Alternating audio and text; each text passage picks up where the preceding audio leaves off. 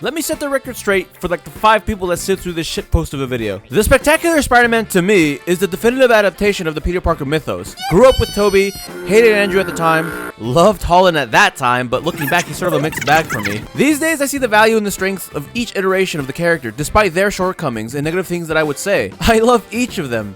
Except you. No amount of gaslighting will make you hate you less for sidelighting PS4 Spider-Man. It fucking pisses me off. So when I say that the Tom Holland trilogy was at best a wet fart with sprinkles on top, know that I don't say that for the sake of hating. I don't consider myself a movie review channel, but media as a whole is what gets me the most passionate. Understanding why I love the stories that I love, or why something worked. How exciting is it to get our brand new Spider-Man movie and... God damn! It's been 5 years? Holy shit! Fucking hell, I'm so old. I may be an old fart, but I'm still young at heart. How did this brand new movie fare?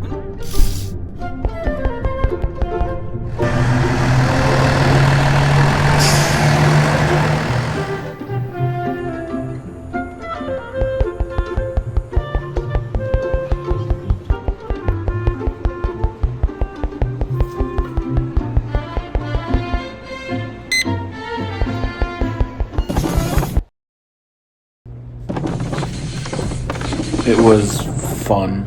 After watching Brand New Day, I am convinced I need to buy me a Samsung flip phone. Alright, well first, let's get the glaze out of the way. The suit looks amazing. Oh my, I'm sure it's a detail a lot of people are gonna notice. The fact that you can see Peter's eyes through the mask in camera.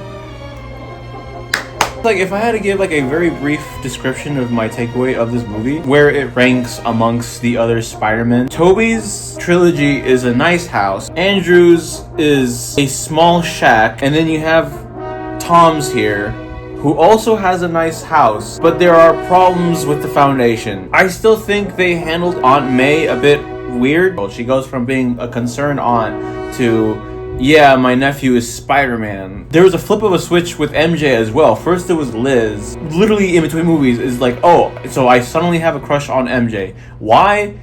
Don't know. This is definitely just a me thing, where it's like, I just don't care about Zendaya as MJ. I know people who do really like their performance. Definitely helps that Zendaya and Tom actually have chemistry off screen. They're fucking married. You would hope. Also, MJ's boyfriend only gets like a line or two. It's so funny. Ned, he's a nothing burger of a character. His biggest contribution to this universe is the guy in the chair, and he builds an app. Riveting. Mark Ruffalo's Hulk.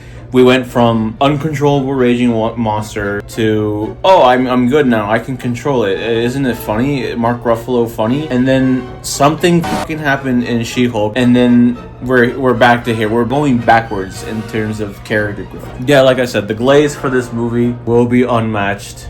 The edits for this movie will be unmatched. I don't know if it'll ever top Polyester Spider-Man, whatever that is. The biggest not-so-secret antagonist being Jean Grey. I'm not the biggest X-Men guy. I hear that she's like this all-powerful being that rivals that of Charles Xavier, and that's about all I know. I was gonna say I didn't really like the corny like flip of a switch of turning evil, but if you look at, okay, so my frame of reference was Spider-Man 2, big shock, but I was thinking about how they handle Doc Ock in that movie, and when he switches to villainy, he does have that corny dialogue, so I can't really knock Sadie Sink's dialogue that much. But what made me care about Dr. Octavius more than Sadie Sink is we actually had a brief moment to like get to know him before the turn. This Jean Grey person, she's already on a mission, she's already doing heinous activities, and I guess I just didn't care, and I don't think the movie really did a good job at making me care, because really the only emotional hook was that 5-minute flashback of the initial incident with her sister. Like, that's all you have to grab for, where with Spider-Man 2 it was like this earnest, very small, it's candid, there you go, it's a candid moments with Dr. Octavius, and then you have Sadie Sink. This is definitely the most Spider-Man we've gotten in a Spider-Man movie, if that makes any sense. He is in the costume a lot. Though, man, yeah, this movie puts the John Watts trilogy to shame, bro. The web swinging is delicious. It was okay. I remember what do you call it? I saw like these like Instagram reels where Tom Holland was talking about the movie, saying like, oh, Insomniac Spider-Man was a pretty big influence in the choreography, and I definitely, ever since he said that, I kept my eyes peeled, and it's like, oh yeah, that's the dodge move, that's the dodge animation, oh that's jump X, or what was it, the left trigger right trigger X, bing. Oh my god, the product placement, it wasn't egregious, but I gotta know, how much did Samsung and Little Caesars pay? What does broke ass Peter Parker have a flip phone? A Samsung flip phone, mind you. Oh, the Punisher. I'm kind of the prime example of like, I have some like surface level knowledge of this Marvel cast of characters where I know who the Punisher is. I have like I can tell you that Jean Grey is part of the X-Men series, but outside of that, nothing. You have zero context of the narrative nuances that this character carries. Like if you have not seen Daredevil season, what was it 2? You haven't seen the Netflix Daredevil, you have no idea just how deep this character really is. Yeah, if you watch Born Again season 1, like the last I saw the Punisher, he was in a fucking cage. And then I literally, like, I finished Daredevil season 2. I don't remember seeing him getting a breakout. And then I'm guessing that there must have been something that happened off screen or in a different spin-off or whatever.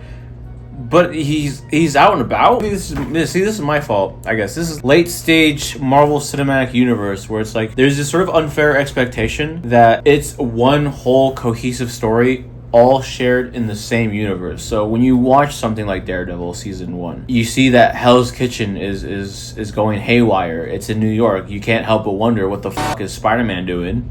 Like, hello? Where are you? Help? Where the fuck are the Avengers? Also, Florence Pugh, I guess. Marvel is trying to make her work so much, but like, we're in the tail end of this phase.